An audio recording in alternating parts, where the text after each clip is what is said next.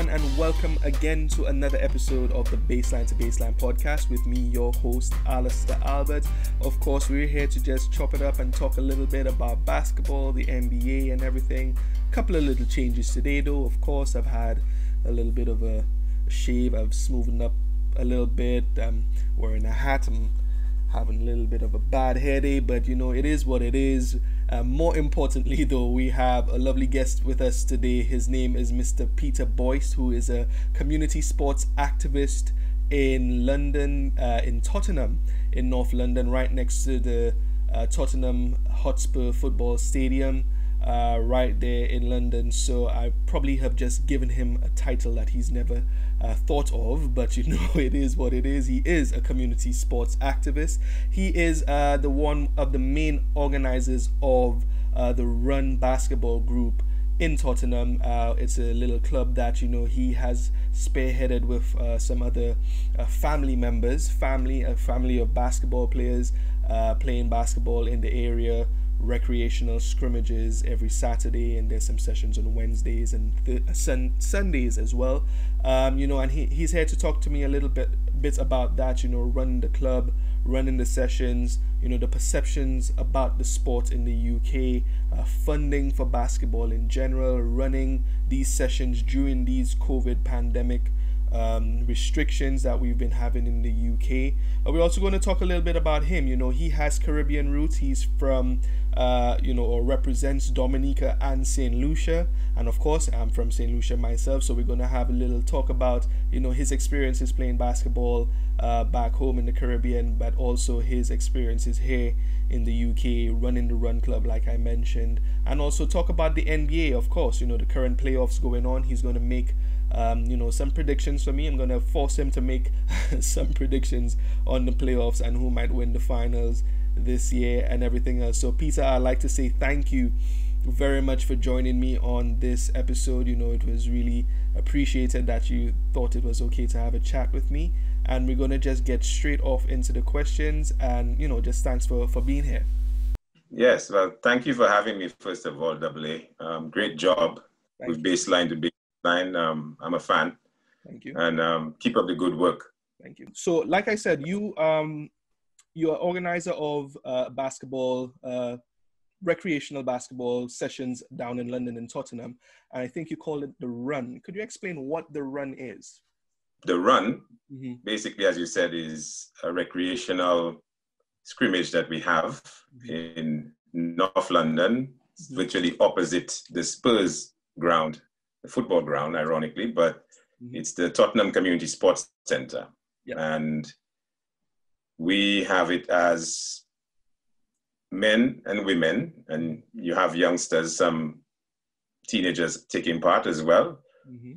It's open. We do vet our players because we have certain protocols as far as discipline behavior is concerned. Right. But we just want to have competitive basketball, a welcoming environment, and just, as you say, love of the game, to foster it, to nurture it as it goes.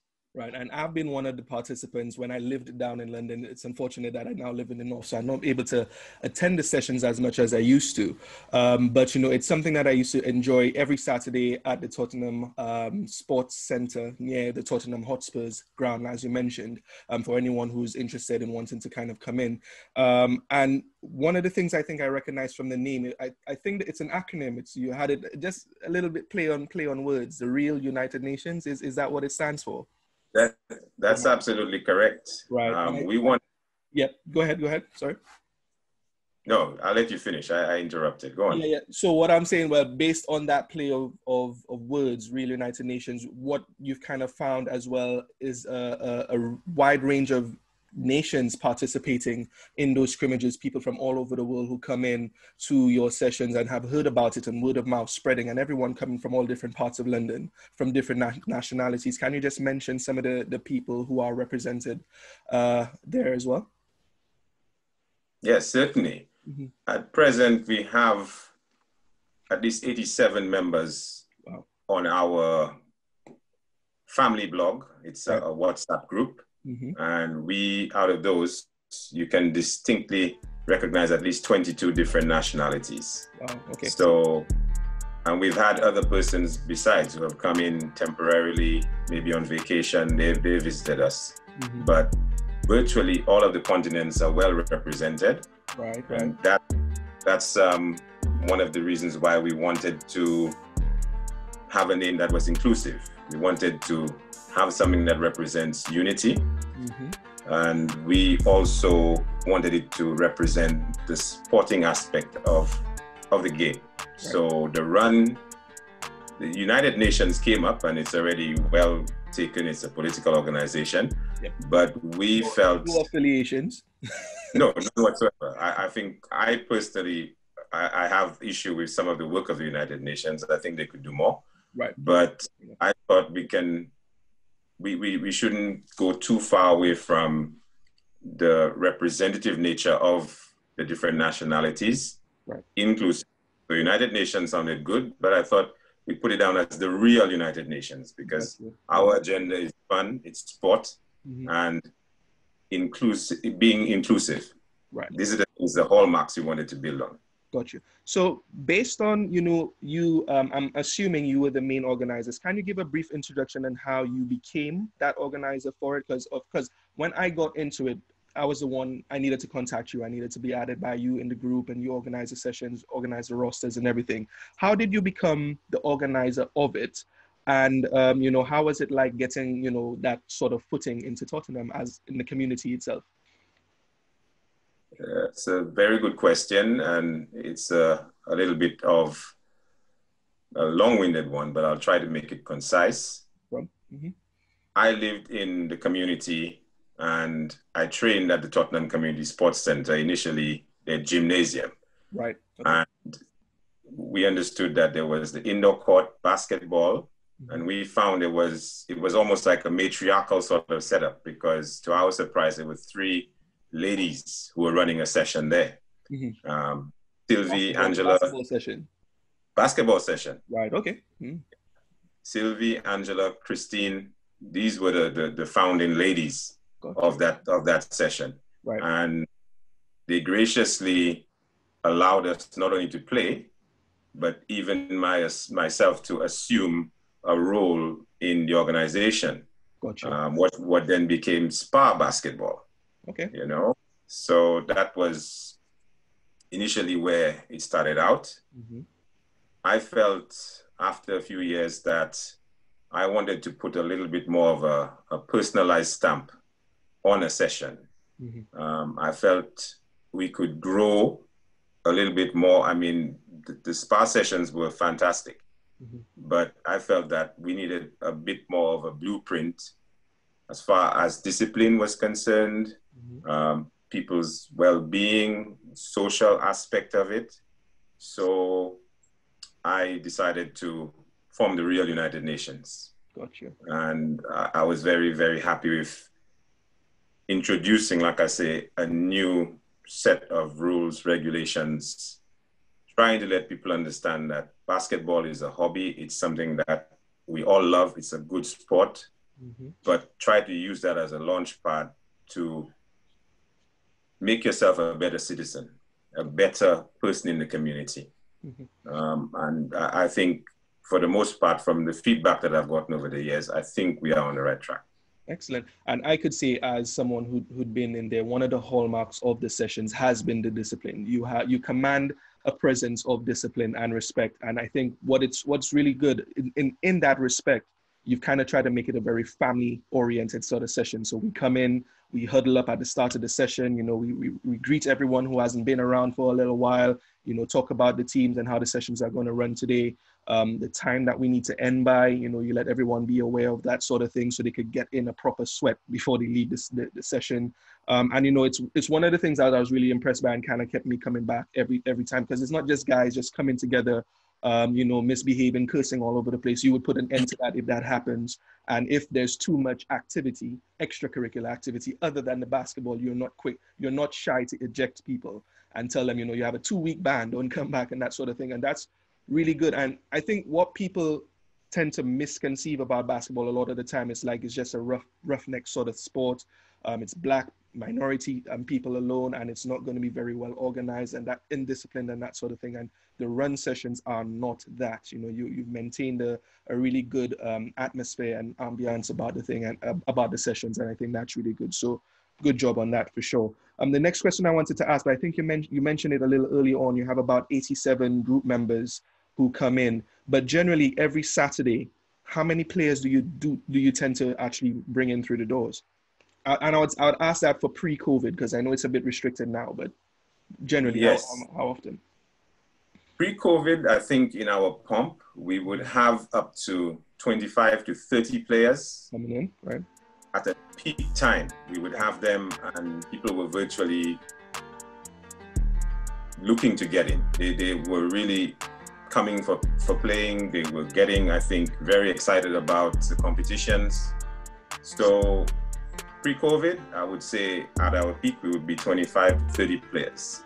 That's based on time, regulation, what was allocated, and it was very good.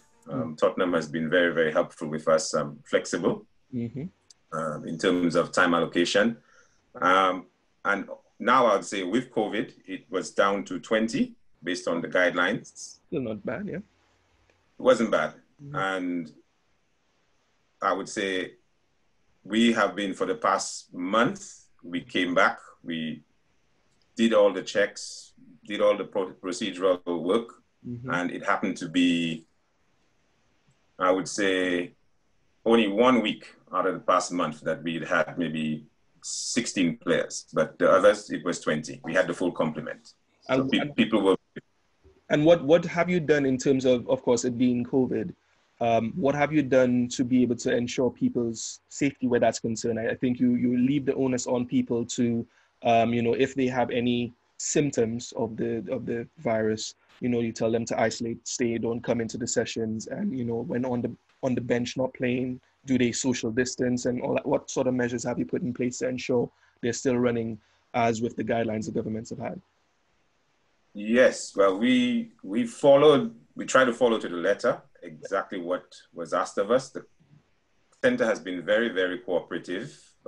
They've marked out the entry and exit to the building system. They actually fumigate the hall because we have a class that is scheduled before us, before we go in on a morning at 10:30. Usually we in on a Saturday morning.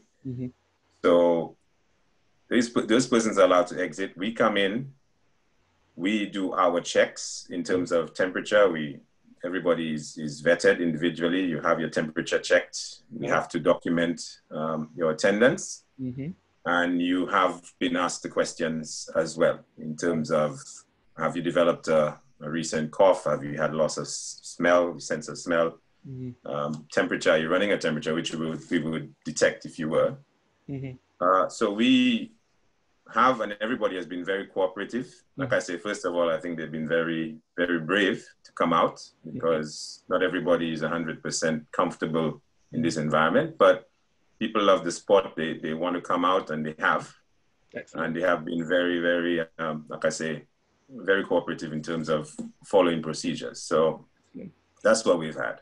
Okay, that's excellent. And in terms of someone who might want to actually join the group, how much is it to attend the sessions? Because of course it's a community-based thing. The hall needs to be maintained, the fumigation needs to happen, and all that sort of stuff. So if someone wants to join in, how much do they need to pay to join the session? We have kept our costs at £5 per session. The center, again, is run as a charity. And as such, they say that they haven't really received much support from the government, but they have we've actually had an increase in our rate. Right. It is still, I would say, a reasonable one under the circumstances, because perhaps we found organizing sessions for basketball have been prohibitive because of the rates that are charged, the hourly rates. Gotcha. But Tottenham Community Sports Centre has always been very good, and the increments have been gradual. But we've absorbed the cost and we've kept our rate at £5 per session per person who would attend. And that's been a few years now. Excellent. And it seems like you've developed a really good collaboration and partnership with the centre. and the community. And it seems like in terms of establishing the spa sessions initially with Sylvie and the rest of the gang, there seems to have been a really good interest and uptake of the sport by the center, by the community. Were there any sort of reluctance by the center, or did it just seem like an exercise of just trying to fill out a booking slot to try to earn money for the center? Or were they really supportive of the grassroots initiative to bring basketball to the community in that way?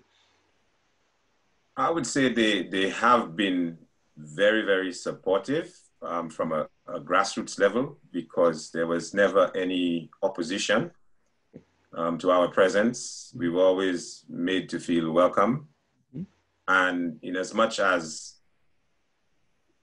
the community center being run as a charity, mm-hmm. money still talks. So if there's an event that's been put on and it would command a bigger gate for them, for instance, they host boxing tournaments. Okay. So sometimes we would have to forego a session for a weekend, mm-hmm. or consecutive weekends, because tournaments have been put on at the center.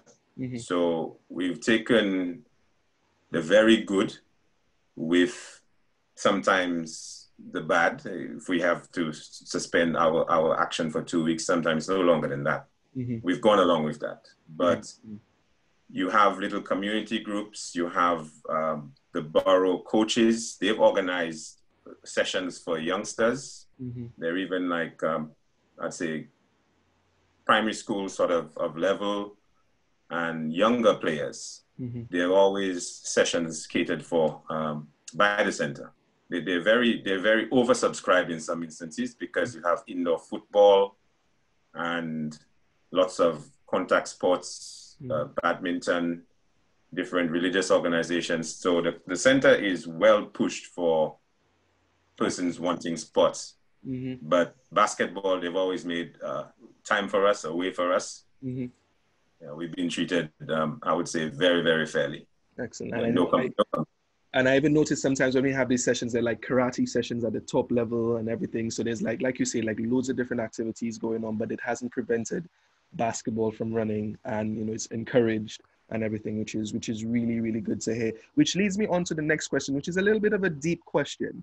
I don't want to get too political or anything about it, but coming back to that misconception about basketball and what people think about it, and it's only minorities being who play it, which is a fallacy, because like you said, you have like 22 countries represented in the sessions. And what I heard in a recent interview that I've had with one of the directors of the British Basketball League, Mr. Kevin Routledge, basketball is the second most played sport in the UK. And that's not just from minority backgrounds. It's people all over, from different continents and everything. We know England is a very multicultural country, and it means the sport is really well represented.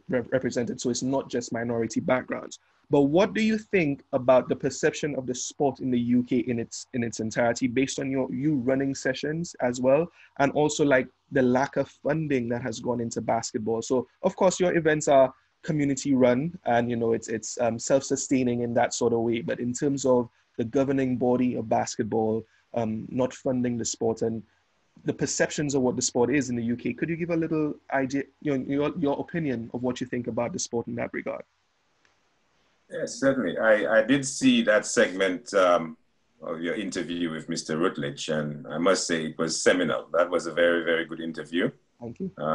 You both conducted a wide-ranging discussion on the sport, and it was very pertinent and prevalent. Thank you. I would say that definitely basketball remains an underground sport. Mm. There's no doubt about it in my mind. Football is still very much king. And I think if I wanted to make a blanket statement, I would say if Barack Obama was the Prime Minister of Britain, mm-hmm. basketball would be more on the map. It would be more prevalent. Understood. So I think as far as the political echelons are concerned, mm-hmm. it would have to be something of an involvement. Mm. You had, when he had his term as the President of the United States, it was something that was always in the news, his love of the sport. Mm-hmm. He installed a court at the White House and he played regularly. So I think having that sort of access and being in a position where you can probably influence things, it would go hand in hand. I think it's definitely something of a side issue. And I hope, because of the benefits that we have seen, sport in general, and for us in particular, basketball, because it's something that we love,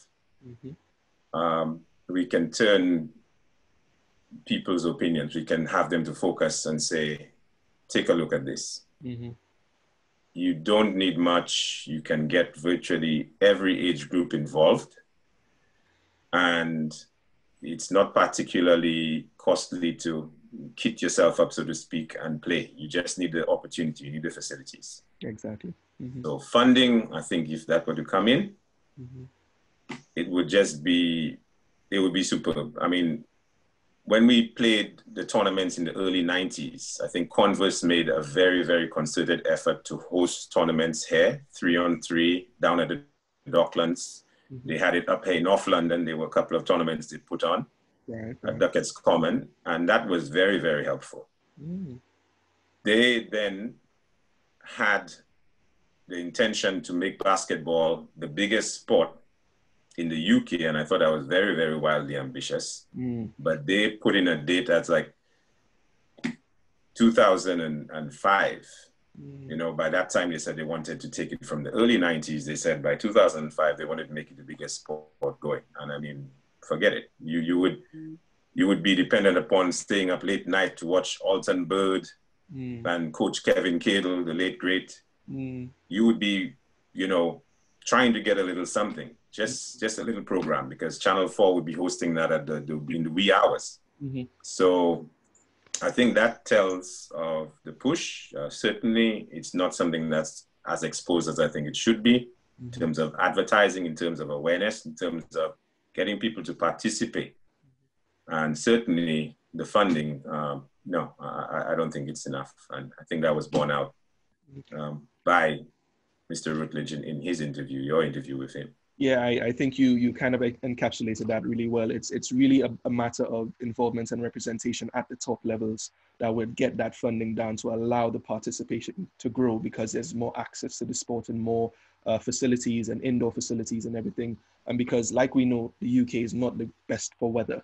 And, you know, and having indoor facilities to allow people to play and have access to the sport all year round is really important. And like Mr. Rutledge had mentioned in his interview, you know, teams being able to build arenas, it's a very cost prohibitive activity. The loans that they need to take out, the funding and the grants by governments are really minimal, and it doesn't allow for that expansion of the sport as you would need it to. So you need those external companies like Converse and Nike and the NBA coming in with the NBA London games and that sort of stuff to host events that will then sensitize the public about the sport.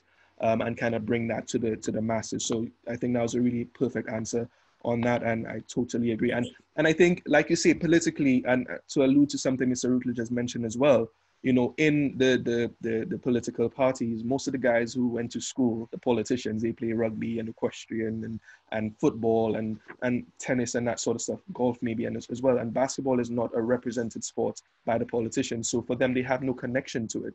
So therefore, the affinity to the sport to then want to fund it is missing or lacking in that respect. But, you know, we don't really want to pile on the government too much here, too much about it, but it's fact. It's fact. And that's why I think the sport is not getting the focus that it needs. And it definitely starts from the top in that regard. So we're going to a little bit of a fun question now about the R.U.N specifically. And I think you mentioned about tournaments in the 90s. Has the R.U.N as a community, as an organization, as a group, ever fielded teams in any tournaments in the past, or is it something that you guys would like to do again? I think it's very much something we would like to do. We've kept it very local. Right. We've had the opportunity to participate in a tournament a few years ago. It was now the Summer Heats tournament. That was something that was really, really well put together, and it came to North London. We made the finals in that tournament. We're very happy. And we try to keep ourselves a little bit tested by having and inviting groups to come and play us sometimes. We have a few members of the R.U.N who serve in the British Army, and we've asked them to bring some of their colleagues down. Mm-hmm. You know, we've really much enjoyed that. We've had Filipino leagues, which are very prominent in East London. We've invited on occasion to come and play us. Right, right. And even one of our sister groups, we have one of our R.U.N family members, Stephen Onteri, and he runs a basketball session in East London. And we've had him bring down a few of his players to scrimmage with us. So locally, we try to test ourselves, but I think time factor in terms of work, you have COVID now, it really much puts a blanket over what we can do. So it's something that we are thinking about and we have thought about. We have a R.U.N family member from Rotterdam, and we were looking to play a tournament a few years ago. We tried to get it to coincide with a visit for the carnival that they have over there. Very beautiful country. They were very welcoming. The carnival was great, and we wanted to play some basketball. But unfortunately, some of the members pulled out at the last minute for various reasons. So it didn't really go ahead. But I think once we can get that organized, because people are always curious, you know, you'd have players coming and they're always very curious about how we can do against somebody else. Untested, we don't really run like plays, we just know each other, we're familiar with each other's games. So how would we stack up? It's a question that comes, and I think going forward, we will definitely put a little bit more effort into getting something organized where we can test ourselves on a bigger scale, on a bigger stage. And I think it's important to mention here that the sessions run with all skills, abilities, but the guys who play are very skilled players. It's not guys learning to play basketball coming to these sessions. It's a mixed ability group, but everyone can handle themselves on the court. It's full court play. It's not half court. Well, it depends on numbers, I suppose, but most of the games play as full court games.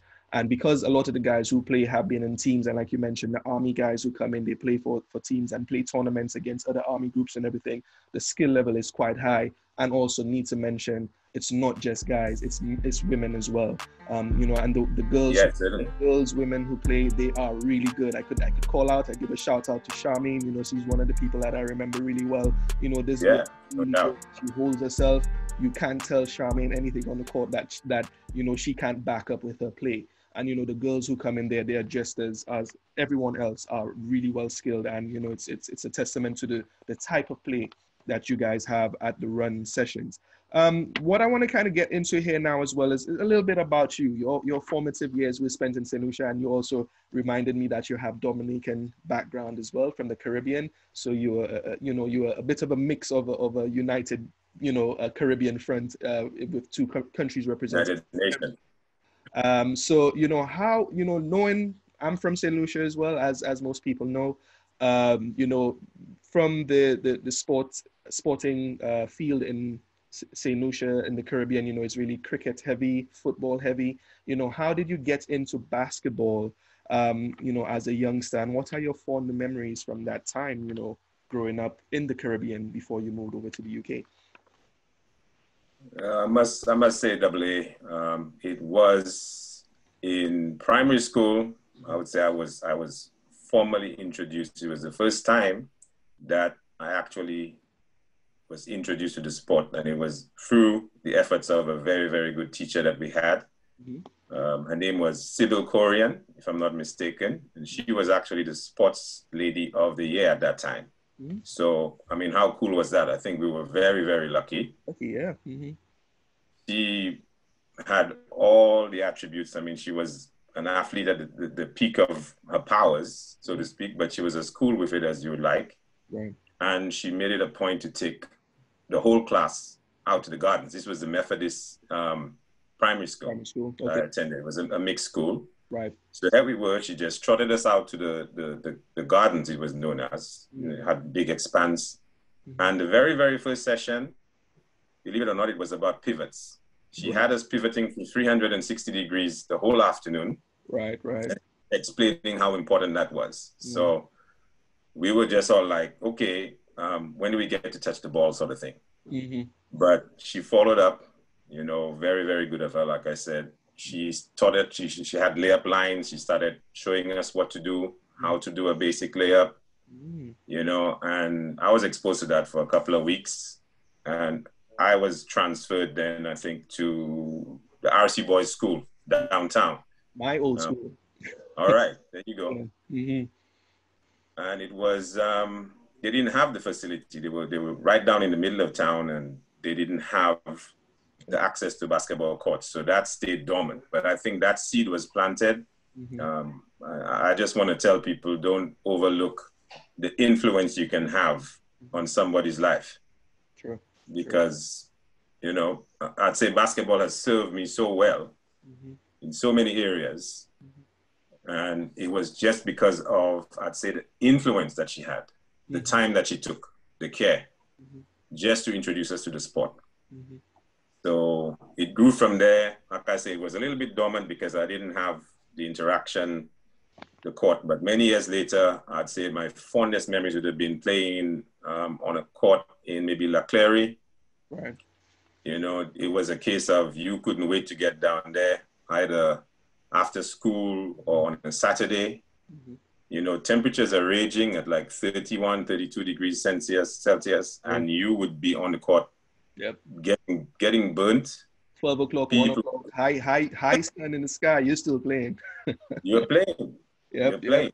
Mm-hmm. So I would say, yeah, these for me, because I was becoming more aware. You were exposed to very, very good players. There were local teams who had guards who would come and play, Coach Jets. There were quite a few guards from there. They were coming. They were very, very good players. So for me, that resonates very well. And what was the name of the teacher you said who introduced you to it? It was Sybil Corian. That's her name. Now, I would say that Sybil Corian did a really good job with the pivots, because one of the things you do on the basketball court to this day, you pivot very well.